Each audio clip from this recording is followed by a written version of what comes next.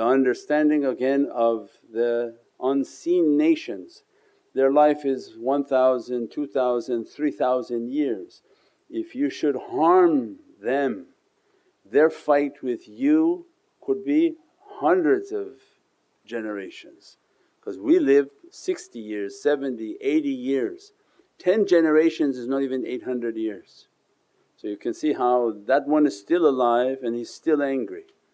So just keep coming, and that's why you see many families with many difficulties that just seem to pass from generation to generation.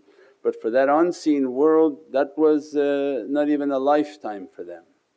So yes, those are understood realities, and they can be altered by Allah guiding. And that's when we say there's immense blessings when Allah wants to guide a servant.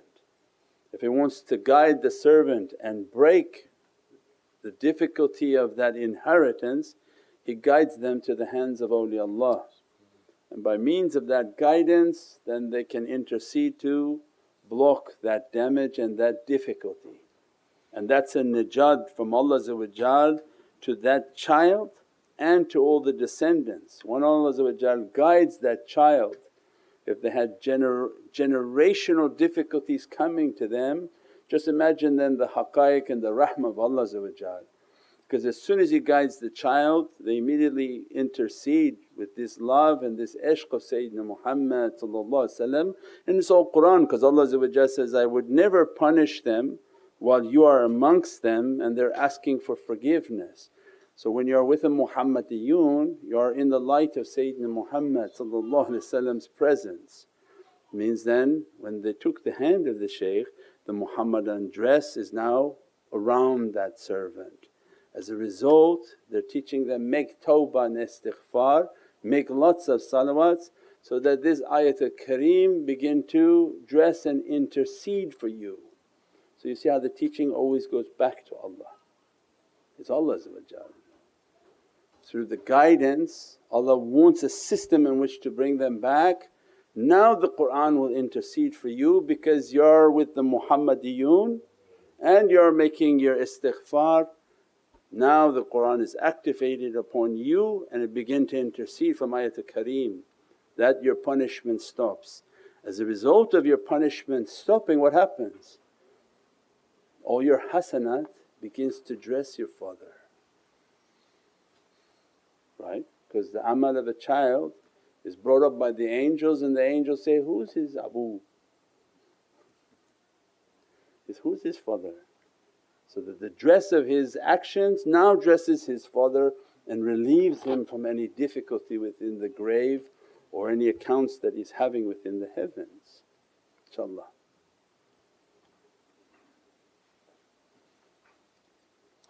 As-salamu alaykum Sayyidi. Wa alaykum as-salam wa rahmatullah. How does a seeker progress in spiritual path when the student gets spiritually intoxicated and is unable to stay in senses?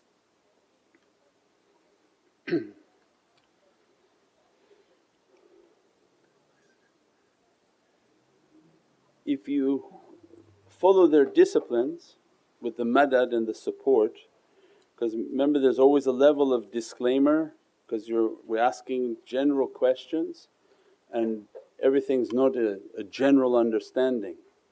You have to follow the system of their taweez, their madad, everything that they describe, and all along following sharia, following all of that is already a given.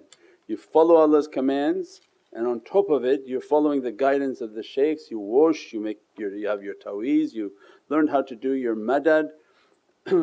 At that level the shaykhs block those types of fayz and those types of hal that are uncontrolled.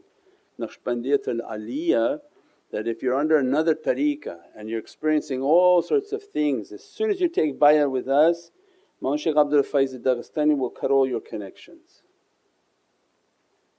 They don't like that, they don't operate with that. So that from their end they'll immediately cut all the circuits that are opened and incorrectly opened or inappropriately opened, so that the student is not experiencing those things.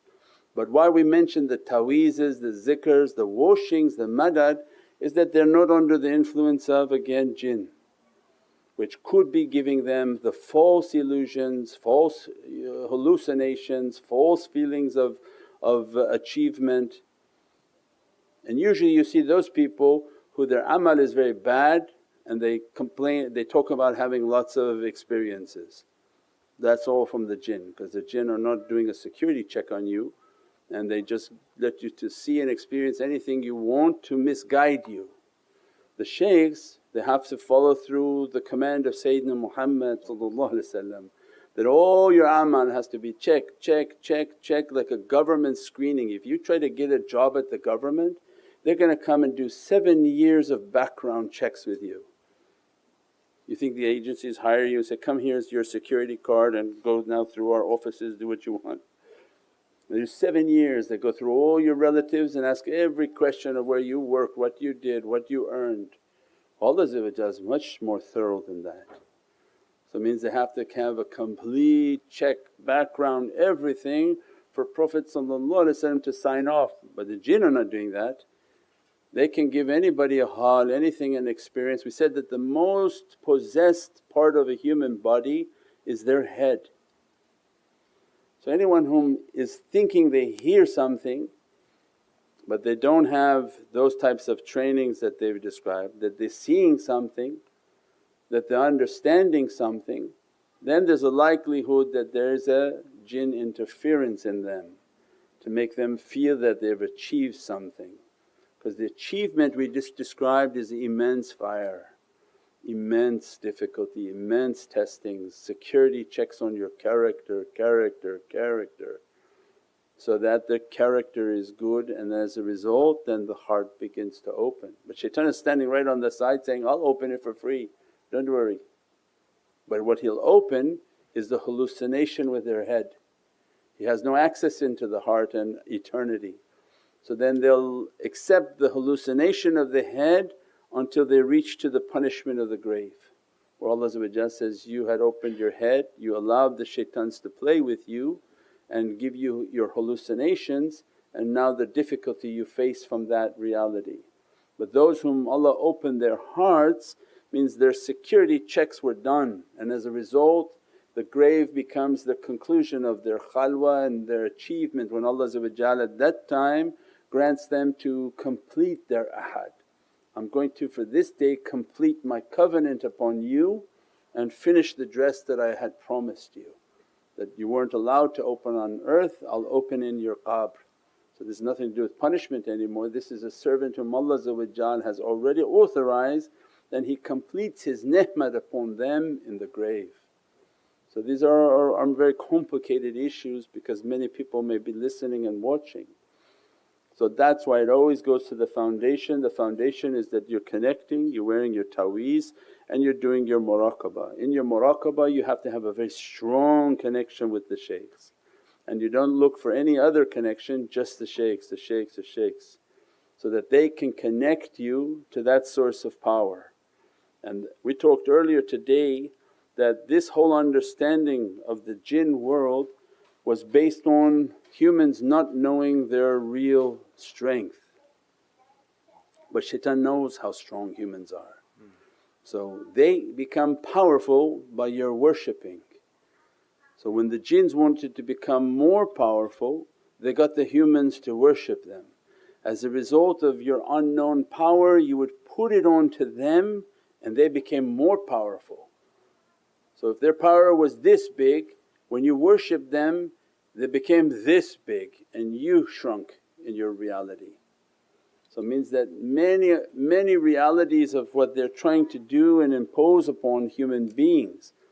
But when Allah wants the perfected connection is that focus on Allah, focus on Sayyidina Muhammad, make your connections with the shaykhs so that they take you to the sultanate of Sayyidina Muhammad. And that's why we start the zikr, that see ourselves at Rawda Sharif, it's the sultanate. And then we talked about something else too, is that people say that if I know the name of this angel I know the name of this jinn, should I call them or should I do this? I said, I'll give you an example that if you're sitting in the presence of that king, do you think any of his commanders would come to your rescue if you called them directly? Impossible for any one of them to move. You call on all the angels you want, and if they're sitting in the presence of Sayyidina Muhammad and you have a different telephone line, hey, can you come and guard my village, we're under attack. Not one will move. Because of why? They're from an ocean of discipline. They only take their command from their king. That's why when you watch the movies of dynasties and kings, you understand that your request has to go to the king, has to be to Allah Almighty, but to His Sultanate of Sayyidina Muhammad, only then will madad and support be dispatched. So you don't need to know everybody's name, you don't need to know the name of this angel, the name of this jinn, the name of this, the name of that. You need to know that you have to be connected to the king, you have to be connected to the heart of Sayyidina Muhammad, Ya Rabbi, by the haqqaiq and the reality that you're dressed upon Sayyidina Muhammad ishfa lana, that look upon me, guide upon me, Ya Sayyidi Ya Rasul Kareem, send this madad and support, that send this of this difficulty coming to me, send support. So this whole concept of madad is to show our connection to this kingdom. So when all day long you've practiced your madad, you're with the shaykhs, you've visualized the shaykhs, you feel the presence, that they're in the presence of Sayyidina Muhammad, you're part of that kingdom. What do you have to ask for? The king already sees it. Ayatul Kursi describes the power of Sayyidina Muhammad. Neither sleep nor slumber overtakes him, this king sees everything. The Sultanate of Sayyidina Muhammad, when you're connected to his awliya, you're connected to his sahabi, you're connected to his family, and most supreme you have an immense love for his holy presence, and Allah as a result loves you. Why you have to call on anything? You just keep making your connection, they're guarding these areas. They see what you don't see and they dispatch the support that's needed all around you, your home, your family and your communities. But you want to call individual person and say, hey, will you dispatch an army to come and help me? So who are you? We don't operate like that, we operate from an order. Under tawheed, order come from Allah to Sayyidina Muhammad and then out to all the ulul am. This we described in Surat Al-Qadr. The amr has to come in a chain. So in our lives is the same way. Don't need to keep emailing, if I call here, call that, call this, no. That you just make your connection to the shaykh. If you made your connection to that shaykh, you're hearing their teachings, you're making your heart connected, they're connecting you now to this ishq and this love of Sayyidina Muhammad, and at all times you're seeing yourself at Rawza Sharif. You don't even have to see it, to say, my heart I can't see it yet, you don't have to. You just have to know you're there and that you're holding the Rawza Sharif, and that you're asking Sayyidina Muhammad that your nazar be upon me, your dress be upon me, that your gaze be upon me, and that's it, that's enough. If we do that with love, قُلْ إِنِ كُنْتُمْ تُحِبُّونَ اللَّهَ فَاتَّبِعُونِي. This is the secret of فَاتَّبِعُونِي يُحِبُّكُمُ اللَّهُ. If you're doing it right and you're feeling this ishq and you're feeling this love, you feel that fire of testing and burning, and only through when you're burning you know that you're close to Prophet because the only one who can bring a coolness to your tears. If you're not burning, you don't really know who Prophet is. That's why he said that Medina is for the broken hearted, not happy people. Those whom been tested by Prophet severely, they feel the joy and the immense love of entering into Madinatul Munawwarah, because they know they've been tested and they're going into the presence of Rasul Kareem who relieves all sadness from their heart, all difficulties from their heart, make all their tears to be something cool and peaceful and beatific, to get their realities and their blessings from that reality. So that happens in every salawat, every majlis of salawat al-Nabi is to make everything to be cool and peaceful through the difficulty of